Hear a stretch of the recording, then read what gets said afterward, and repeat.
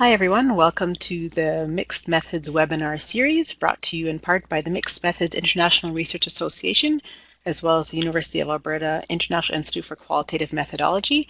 Just give you a few housekeeping items before we get started on today's webinar. You're all on mute right now, and you'll be on mute for the duration of the presentation. At the end, for the question and answer period, you can raise your hand, and if you have a microphone, we'll give you the microphone and you can ask your question. Otherwise, you can just write your questions in the chat below. So just to make sure everyone can hear me now, if in the chat you can say hello or say your name, or just let me know that you guys can hear me so that we can go ahead and get started. Perfect. Got some people coming in. Lindsay, Amy, Melissa, Emma. Perfect. Thank you all very much. Okay, so today's presentation is with Dr. Rachael Clark, and it's using theoretical frameworks in mixed methods research. Rachael Clark is a third-year postdoctoral research associate at the University of Delaware. Dr. Clark uses theoretical frameworks in her current research agenda to explore latent factors and complex psychological phenomena. She views them as indispensable in mixed methods inquiry. Dr. Clark, we're very happy to have you here with us today. Thank you very much. Okay. Well, thank you, Yvette, and thanks also to IIQM and Mira for hosting the Mixed Methods webinar series. I've been a regular in the audience for these webinars over the last few years, and I'm really excited to serve as a presenter this month.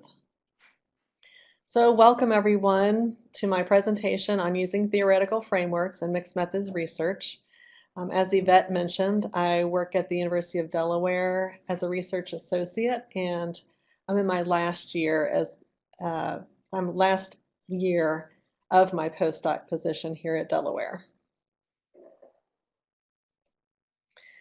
So the learning objectives I created for today's webinar include the following. By the end of today's presentation, you should be able to really understand what a framework is and understand the value of applying theory to a mixed methods research design.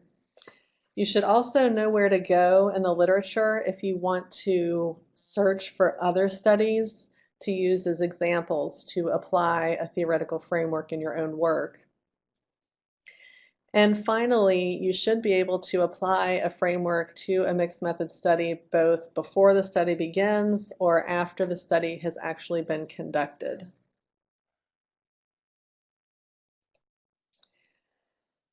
So I first used theory as a framework to help organize my dissertation. And early in my work, I came across this review of mixed method studies that used a theoretical framework over a 7-year period. So in that period, Evans, Kuhn, and Hume found that only 28 articles used such a framework a priori. And of those 28 articles, not all of them used the framework explicitly.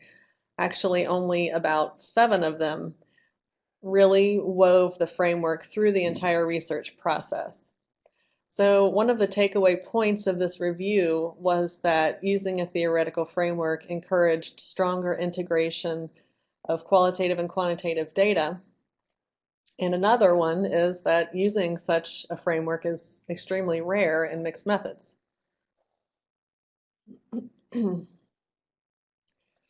So as I just mentioned, I first used theory in my dissertation, which was a sequential explanatory study.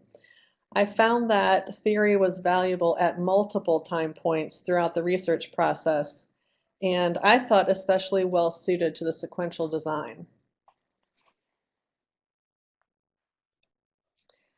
And a useful metaphor for understanding the role of theory in mixed methods comes from Baisley.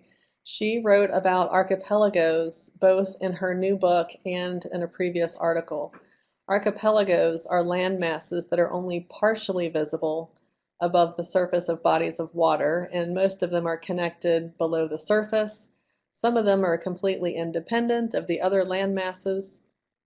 So using theory can be thought of as a way to help researchers understand what lies beneath the surface and also to understand how all of the pieces are connected. So other researchers find the use of theory useful as well. Sandalowski, who writes about qualitative and mixed methods in the nursing discipline, stated that theory is always implied in a study. Excuse me. Sandalowski wrote that in the lit review, the selection of research methods, and also in the presentation of the research problem, those all actually imply a theoretical perspective. So why not just make it explicit? In grant writing, citing the significance of a proposed study is critically important in a successful proposal. Researchers can use a framework to emphasize the significance of their study, to identify gaps in the research, and also to foreshadow future research plans and project outcomes.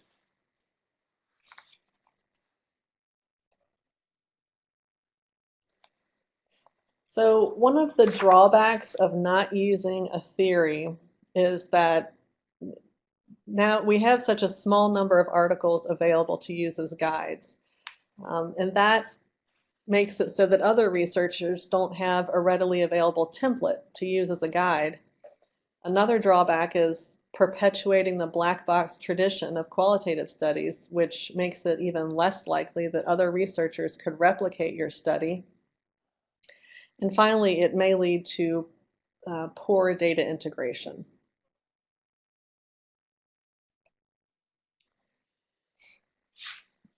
So in mixed methods designs, we can use frameworks to predict the direction of our studies and also to shape the research process. A framework can really help you in topic selection for the project. It can guide you in selecting the variables for your study. And if you look on the right side of this slide, you'll see a number of pictures. There have been several metaphors that I've seen in the literature that have been used to illustrate both the purpose and the value of using a framework. So in the collage, you'll see a skeleton, a crystal ball, an engine, and other devices. I'm going to focus on 3 metaphors today that illustrate the value of using a framework in your mixed methods study.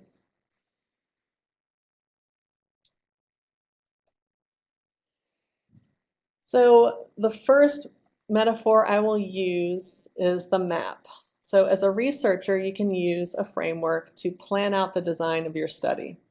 You might use a framework from your content area of expertise to decide what mixed methods typology to use. And you could also use a framework sort of as a structure to help guide decision making at points throughout the study. And I will actually demonstrate this concept using an example from one of my own studies in just a couple of minutes. So a net is a useful metaphor for thinking about how to eliminate topics and research questions that do not align with your framework.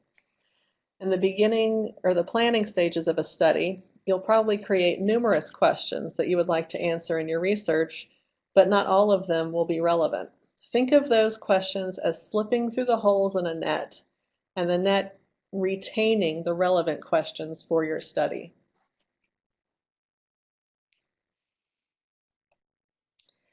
And finally, the last metaphor I will use today is theoretical framework as an advisor. It's helpful to think about a framework as an advisor in that there are numerous decision-making points in the research process that are subjective.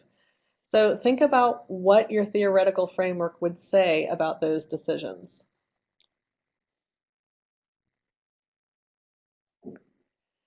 And here are just some common theories from psychology and education that have been used in framing a study.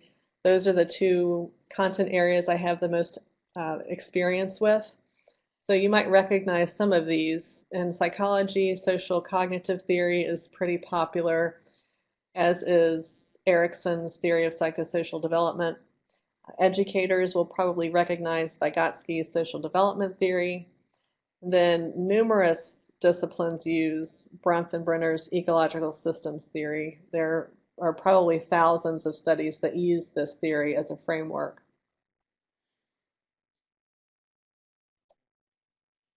So if you're considering adding a theory to your conceptual framework, there are a couple of ways you could go about finding other studies as examples of how to integrate the theory.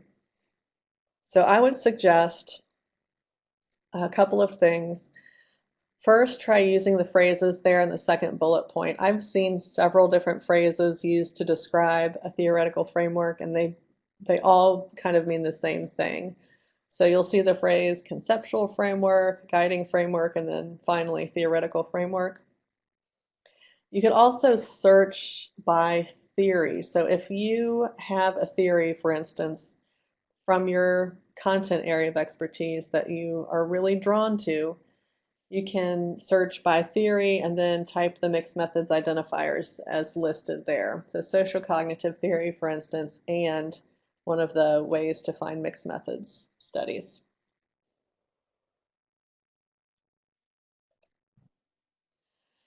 So now I'd like to discuss some very specific examples of how to use a theoretical framework a priori using my dissertation as an example. So I think it's helpful to define the terms that you're going to see on these slides, even though the focus of this is not really the content of my dissertation so much as how the framework was used and how it was valuable. But I used positive psychology as the theory to frame my dissertation, to study grit in a very specific context, within the context of career success. So grit is passion and perseverance for long-term goals despite setbacks. Some people call it perseverance or determination or drive. And positive psychology is, let me go back, sorry. Positive psychology is the scientific study of well-being. And I will actually define that in a little bit more depth in a couple of slides. So I actually used three theories within my dissertation. Positive psychology framed the entire study. And then if you look at this side of the Venn diagram, it won't work. Okay. Anyway, grit was kind of framed by the self-determination theory, and then career success framed by social cognitive career theory. And then again, positive psychology was kind of an umbrella term or an umbrella theory that I used kind of throughout the research process.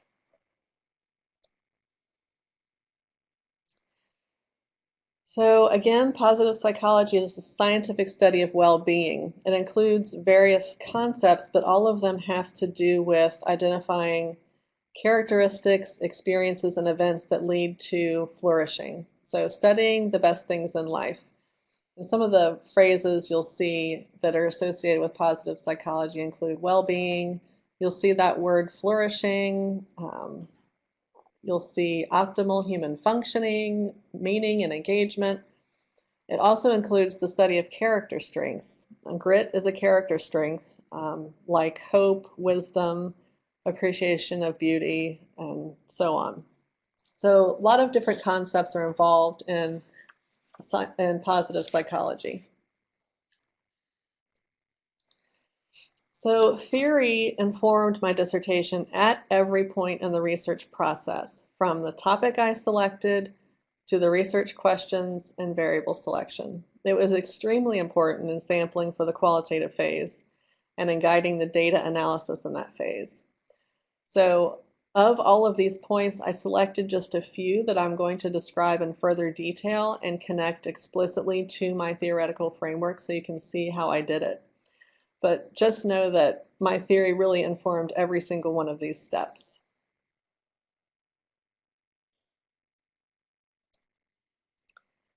I'd like to start with how my theory informed my research topic.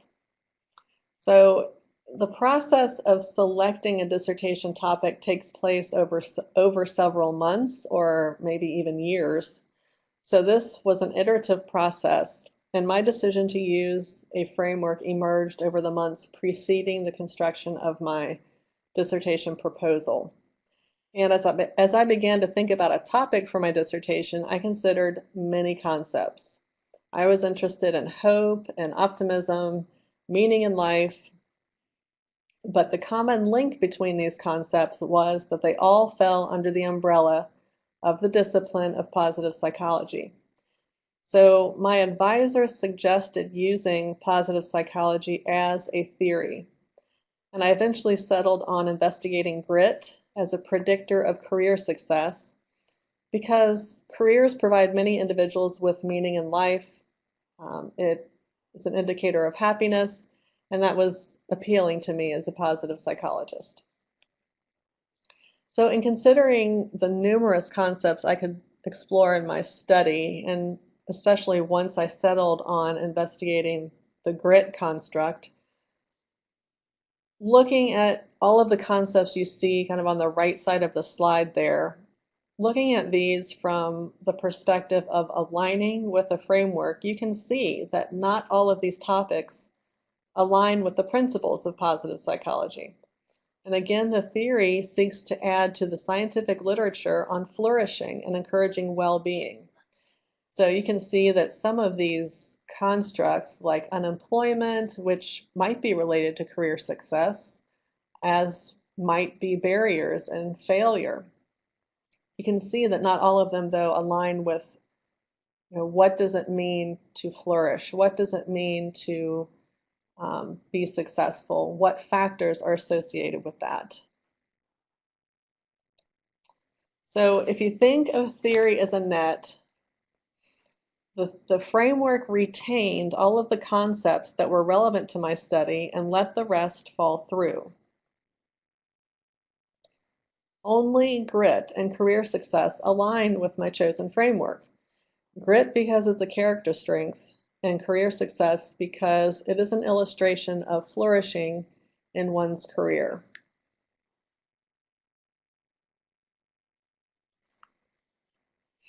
So next, I knew that I wanted to conduct a mixed method study, but I did not know which typology to use.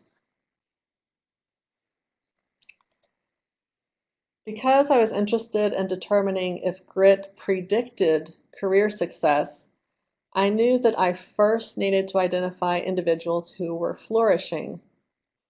And I had to do that quantitatively because I wanted to look at prediction. So I had to measure grit and career success quantitatively.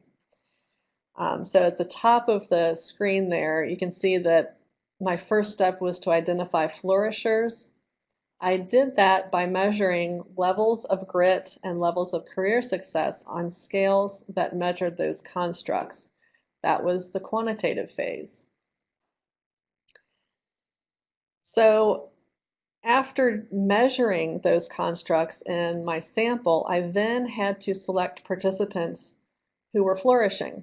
I selected participants who scored high on the grit scale and high on the career success scale because those people illustrated the concept of flourishing. That was the point of interface. And so you can see how theory was extremely connected to those decisions in the first two steps, in particular sampling. Finally, I wanted to explore career success and the concept of grit with individuals who were highly successful and who demonstrated high grit. So it kind of fell right into place that I needed to use a sequential explanatory design because I first needed to assess levels of grit and success quantitatively. I needed to pick out the people who are the most gritty and the most successful. And then I wanted to talk to these people about how relevant grit was to their career success and so forth. So I could explore these concepts further with the people who are flourishing in that qualitative phase.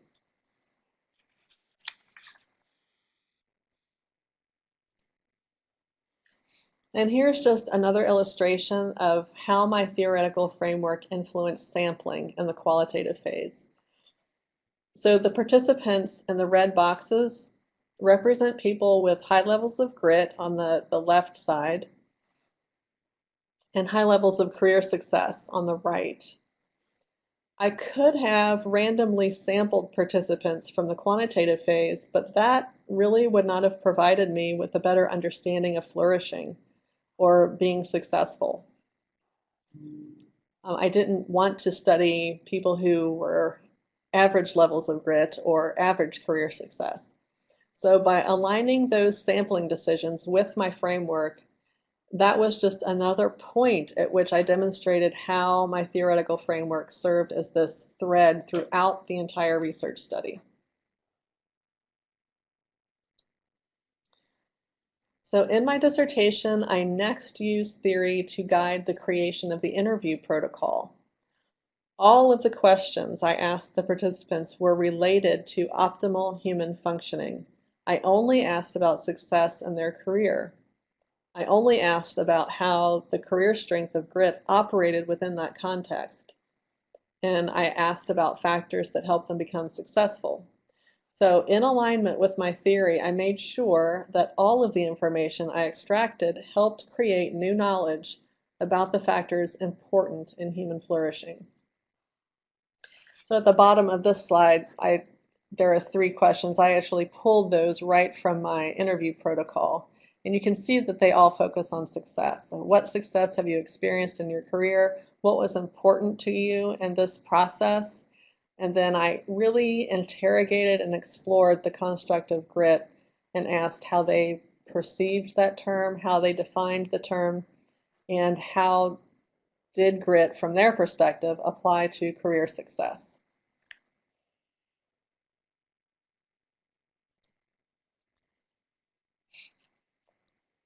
I also used theory to create startup codes in the qualitative analysis. So I first used emergent coding in the first round, and this produced something like 53 different codes. It really was not useful at all. Then I tried using all 3 theories to frame my coding, and it really didn't provide any additional insight. I didn't really find those findings very useful either. So I finally settled on using the predictor and outcome variables from the quantitative phase to create categories to frame my analysis. And of course, those variables also aligned directly with my framework. So this illustration is an early version of kind of the process of my coding in the qualitative phase. So you can see at the top where grit is right front and center, and then the career success code is kind of in the middle of the page. So those are the 2 categories that I use to start coding. And then kind of coming off of those categories, you'll see kind of a second level of codes beneath those, and then individual categories kind of on the outsides of the illustration. So this figure was revised and eventually became the kind of the analysis that I used in my dissertation. And I did publish this, this figure in its final form in my dissertation manuscript. But I just thought it was helpful for you to see kind of the process that I went through in coding and how those startup codes really made a lot of sense, you know, when I compared it to my framework and found that it connected extremely well. So this phrase is on its own slide because I really want to emphasize this. It could have gone anywhere in this presentation, but I want to emphasize how important it is to make the connection between theory and your study explicit throughout your manuscript, however you write it up. And I'm going to show you several examples from my dissertation where I did make the connection explicit. No, that doesn't, okay, so that didn't turn out well. That is an illustration of my research process. So the important part of this figure, since it's illegible, is you'll see on the right side a bracket that encloses the entire research process. So written beside that, which you can't see, is I think I put something like entire study framed by positive psychology. So this figure, which illustrates all of the phases, starting at the top would be the quantitative phase, then the connection in the middle, and near the bottom is the qualitative phase. At the very end would be the meta-inferences that I created. But this illustration was really valuable for multiple reasons, especially for people who aren't familiar with mixed methods, that they can see how all of these processes are linked together. But I really wanted to illustrate that positive psychology was this umbrella theory that informed the entire research process. Yeah, this didn't show up either. So this figure, if it was more there, illustrates how the theories connect with each of the major variables. So if you look at the left side of the page where it says major variables at the top, those two squares should have the words grit and career success written in them. I'm not sure why they didn't show up. And then theories, the top one I think says positive psychology, and the middle one showed up, self-determination, and the bottom is social cognitive career theory. But I had arrows pointing to which part of the study the theory informed. So the theory of positive psychology, that square at the top, imagine that there are arrows pointing to both of the major variables and all three of the research questions.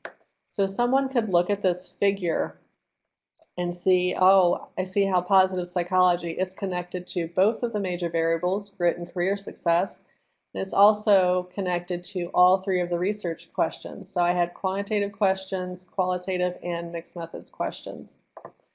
Then moving down to self-determination theory, I just had an arrow going from that box to grit because that's really the only variable that I used that particular theory with. So I wanted someone looking at this to see, oh, self-determination, she used that to explore the construct of grit. And same for social cognitive career theory. That had an arrow pointing directly to career success. So you could just look at this and see really quickly that theory informed the exploration and interrogation of that particular construct.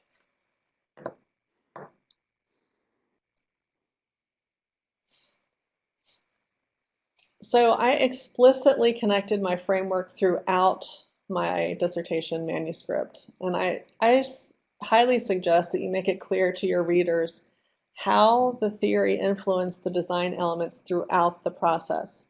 I actually had a section in my dissertation about how using a theory in my mixed methods study contributed to the mixed methods literature as well, and how it moved the field forward. So I just took a couple of quotes out of my dissertation, and you don't necessarily have to read these in their entirety, but the first bullet point was about sampling. And I wrote explicitly that my theory guided my sampling approach because I selected people who are flourishing in their career. And then I backed it up to really boost that credibility with a citation from the creator of the grit scale, just as another way to show how everything is linked. The bottom quote is from the section about how using a theory moves the field of mixed methods forward. And you can go back and read that if you want to. So you can also use a framework after a study has been completed. And I will use another project to illustrate how you can use a theory ex post facto as a useful tool to make sense of the data and to facilitate analysis and integration.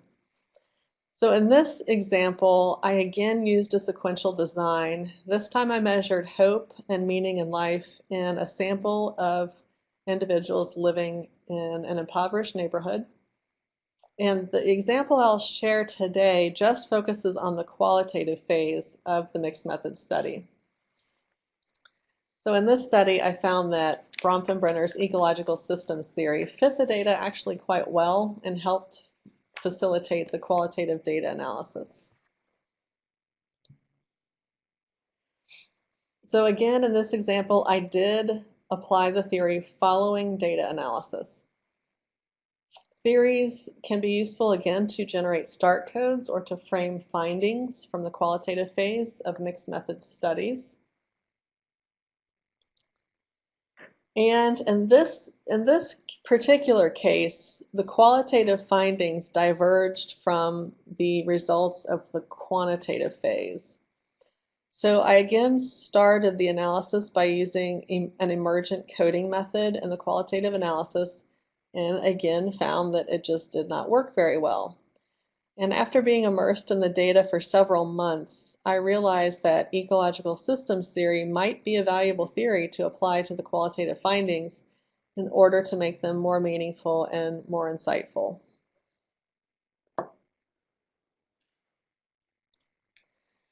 So in the first round of coding, as I said, I used an emergent method, and I wrote some of the codes in those little hexagons there. Location within city, how to create hope, solutions to renter problems.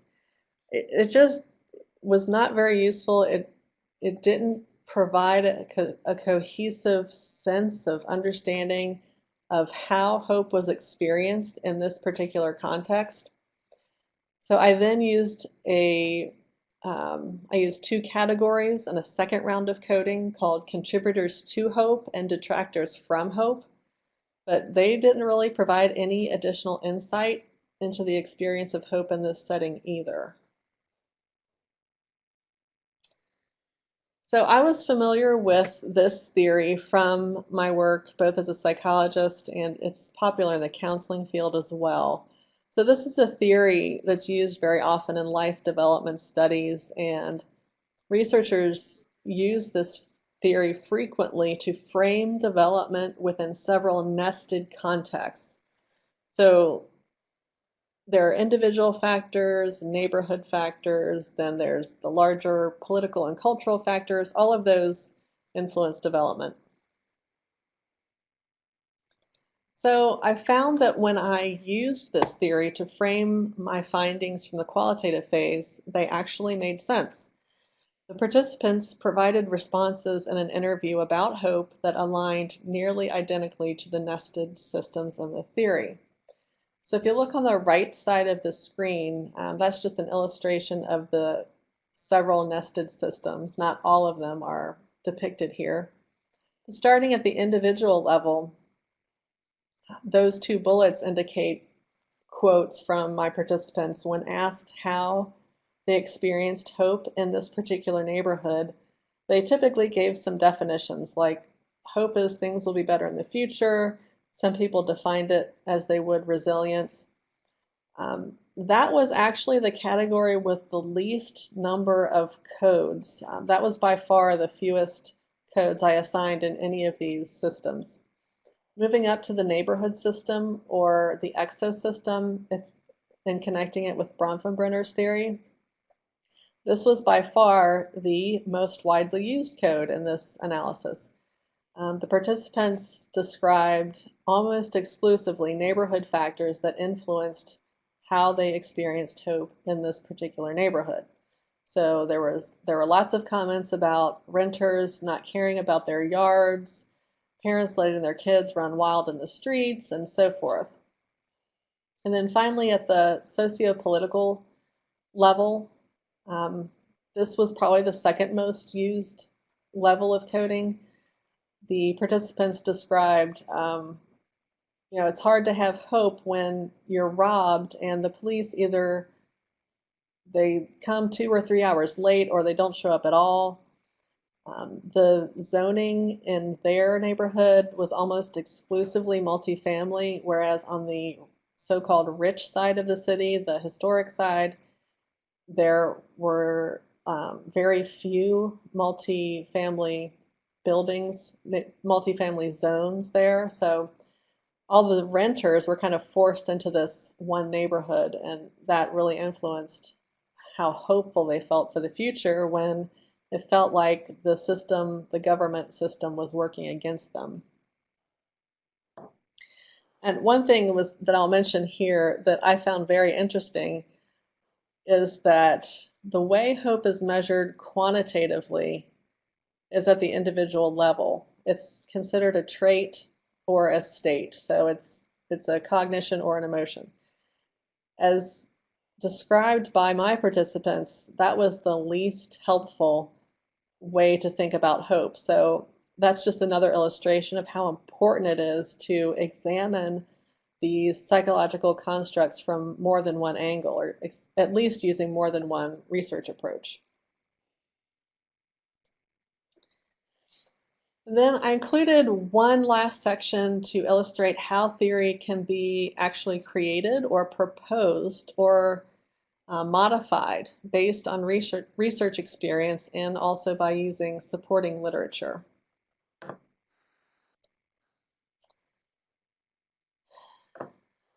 So this also didn't show up very well, but each one of these little phrases has a box around it. And in the middle of this model, there are some overlapping circles that indicate the influence of race, gender, and whether one lives in a rural or urban environment. So I'll kind of try to explain this as best I can with it not being very legible, but one of my colleagues here at Delaware actually created a theoretical framework because there was not an existing one that reflected the findings from her own research experience and the results that emerged from her scholarship over the course of her career. So she created this, and she has been working for over 40 years. So I'm not suggesting that everybody, especially us new researchers, just create a theoretical framework. But this is something that kind of is the culminating product of her life's work. So this is an example from the health sciences, which, working in the health sciences entails the study of complex, overlapping systems with a number of confounding factors.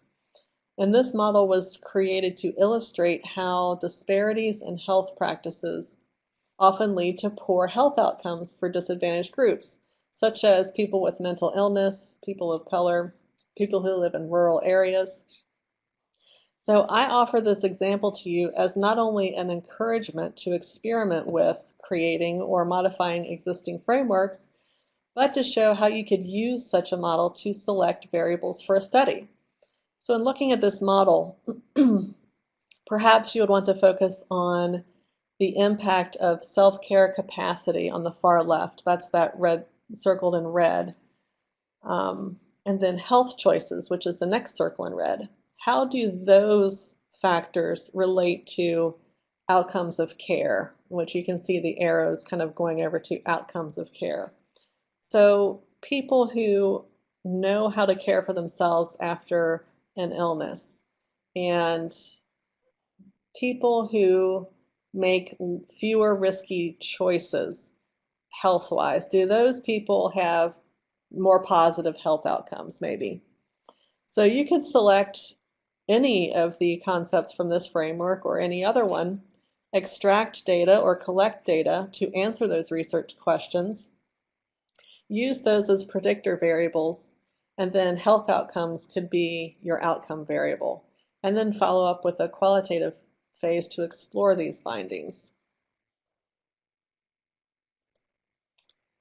A couple of cautions when using theory and mixed methods research.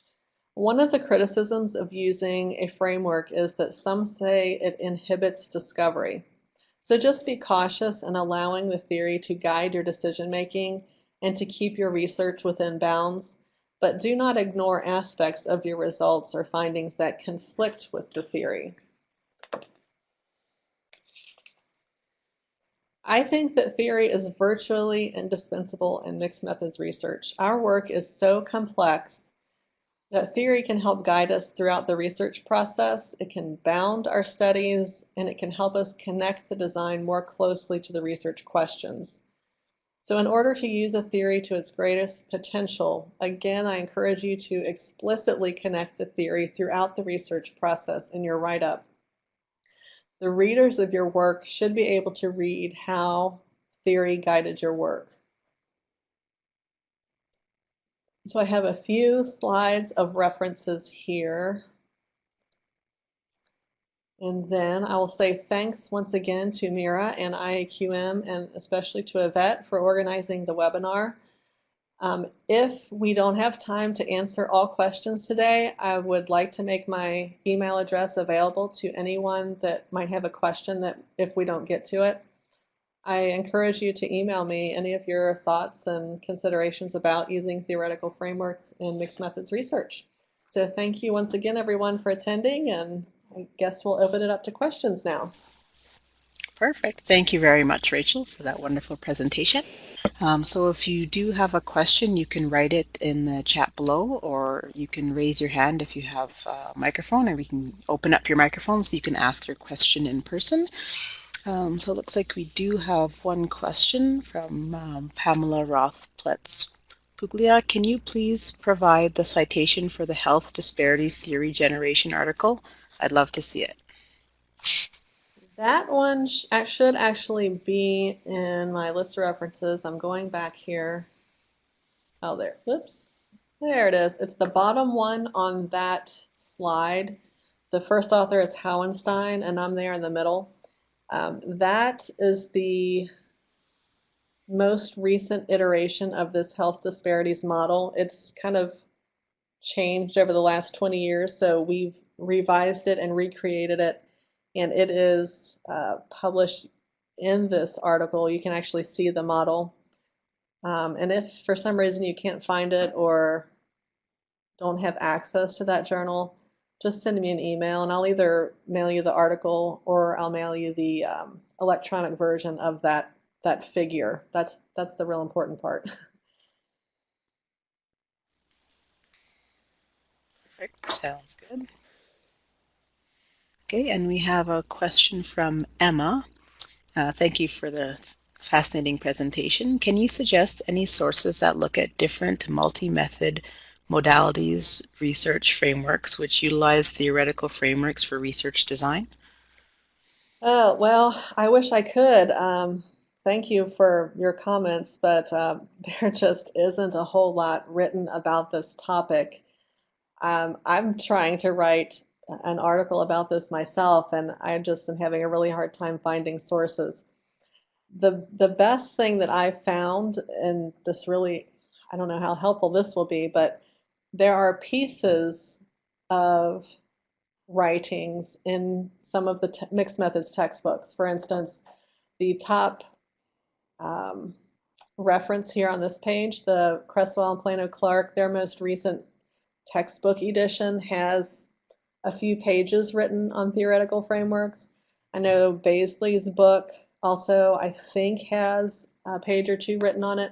So it'll take some digging, but you could look at the major writers in mixed methods, the major authors, and see what they have written about this topic. That's really the only place I've been able to find anything.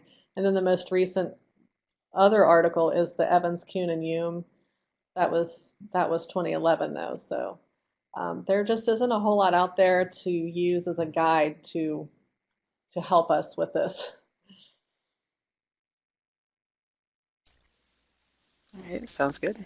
Request to keep them posted on your article when that comes out. I know, really. Maybe it'll be a good incentive for me to finish writing it. So just a reminder, you can raise your hand if you have a microphone and would like to ask your question, or you can just type it in the chat below. While we wait for more questions to come in, we will be continuing with this series next month. Next month, the speaker will be Elizabeth Creamer, and she'll be speaking on building an integrated mixed methods research design. And that'll be on April 16th at 9 a.m. Mountain Time, so 11 a.m. Eastern Time. So hopefully you can join us for that. And I should say also that since I know there was a problem with some of the figures, I'm sure it has something to do with the rendering of the PowerPoint slides up into the Adobe program. But if anybody would like to have the figures that I used to illustrate, for instance, the connection of the theory to the variables and the research questions, I'd be happy just to send you those figures through email. They're actually very wonderful, and I'm quite proud of them. So I'm sorry that you couldn't see them.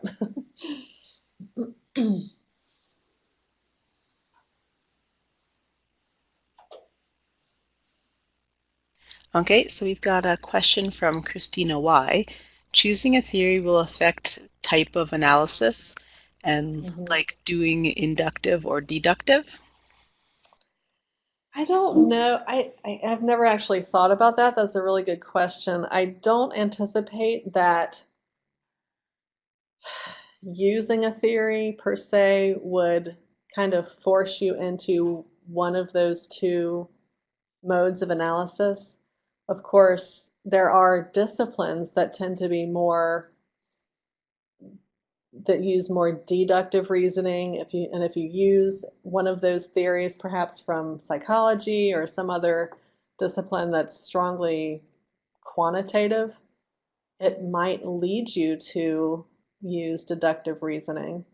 But in most mixed method studies, we use both. So I don't know that the theory so much would impact what type of analysis you performed as much as what your research questions were. Okay, and we've got a question from Jen Katz. You've got the microphone. You can go ahead, Jen.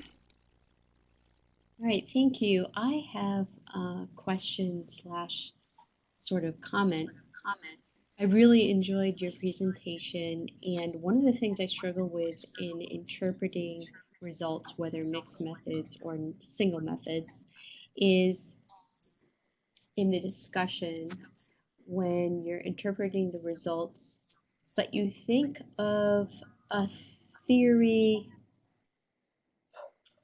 that you would like to compare your results to that has not been raised in the introduction or the background or the literature review. So if you have a particular result and then you are reading through a book or trying to figure out like alternate explanations for, you know, like social determination theory. I often look at that. But if I did not raise it in my background because I'm a creativity researcher and usually I just focus on creativity constructs in the background, what's your sense of the latitude for introducing a new theory? It's generally thought of as a no-no to do it right. in the right. in the discussion. That's a great question. And I am a fairly new researcher, just out of my doctoral program for only 3 years, but I already know that you're not supposed to bring in something in the discussion that you haven't already mentioned. However, um, in the discussion sections that I've written, I think I've probably done that in every discussion section, because you're in the discussion section, you're trying to, again, like you said, make sense of your results and findings, trying to connect it to other research that has been done in the same area. I I think, I'm going to say it's okay. Now, this is being recorded. Maybe someone else would not say it's okay, but I think as you're going through the discussion and trying to make sense of everything. That's what you're doing. You're trying to connect it with other research, trying to connect it with other models, other thoughts. I think that's actually the perfect place to say, hey, well, I just thought of this. What about interpreting these findings in light of this or that theory? Yeah. Yeah, I know some of it is a little stylistic. It depends on the researcher, and I guess what I've done is like I give a nod to something. Usually have lots of time to go in depth to it, but I just wanted to throw that out there. So thanks for your response. You're welcome. Okay, perfect. Thanks, Jen. So you've got a question here from Gersha Pierre. Can you, how does pragmatism fit with the mixed method research design? So I don't use I haven't used pragmatism in my own work. In my dissertation, which was the main example in this presentation, I used a dialectic approach. And I did that very intentionally because, well, one, I didn't have a very good understanding going into my dissertation of how pragmatism and the dialectical pluralism approaches were different. And I thought that the dialectic approach was better suited to my design, to my variables, because I came from a clinical psychology background, and I just was very new to qualitative research and qualitative approaches, having just been introduced to them in my doctoral program. I thought the dialectical pluralism made sense for this research design, considering the topics I was studying. I know that in the health sciences, pragmatism is very popular. So I think whatever approach you decide to use, connect it to your study explicitly and explain why you're using that approach and how it will help you gain a greater understanding of your research topic. So it's not so much important, well, it's less important which approach you choose as opposed to making a case for your selection of that approach, if that makes sense. Okay. And we have a comment from Pamela Rothpeltz-Puglia. If you discern that your findings fit an overarching theory, I think this is a research finding versus an application of theory. That's very philosophical. I guess that's one way of thinking about it. The way I wrote about this in my write-up was that I wrote that my research findings and results either supported or did not support a theory. So yes, I do have results and findings, and I wasn't actually applying a theory in this study. I used a discipline and the principles of that discipline as a theory. So if you went to the literature and looked up positive psychology theory, there won't be anything on it, unlike looking up social cognitive theory or one of the other ones we talked about today. So I'm not sure I can put a label on whether or not these are findings from my research or application of a theory because I used positive psychology as a theory. So maybe this is the first application of a positive psychology theory. I'm not sure.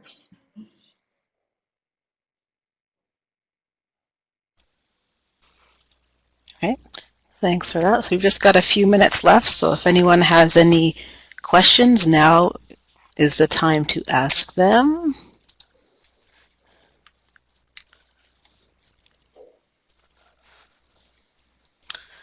Have some people typing.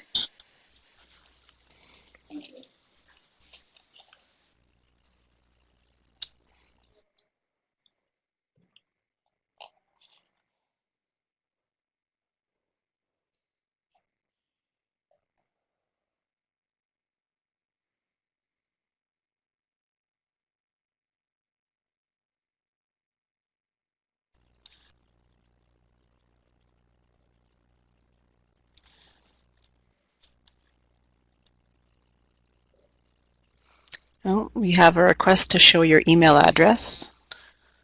Okay. Slide It's again. over there. Here we go. Happy to answer questions through email if you don't want to ask them here or share resources with you. I do enjoy talking mixed methods.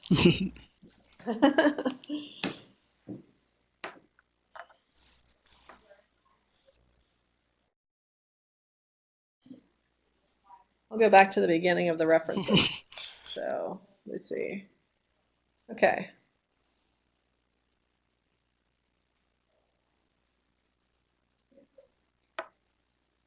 Here's the first page.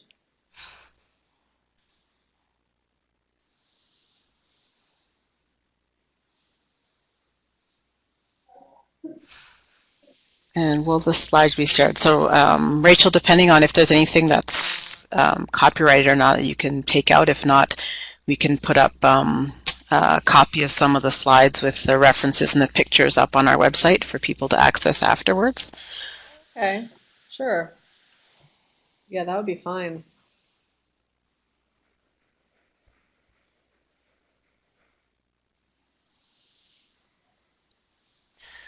Okay, so it doesn't look like any more questions are coming in. So I want to thank everyone for your support from Mira as well as IAQM. Your continued attendance at these webinars is what lets us keep going with them. So thank you very much for your continued support. As I mentioned before, Elizabeth Creamer's presentation will be April 16th at 9 a.m., Building an Integrated Mixed Methods Research Design. So I think, Rachel, if there's any closing words that you have. Well, I'll say what I said in a presentation of a different version of this. Theory and mixed methods, don't leave home without one. Perfect. Okay, thank you very much, everyone, for attending. Take care, and we'll hopefully see you next month. Bye. Thank you all.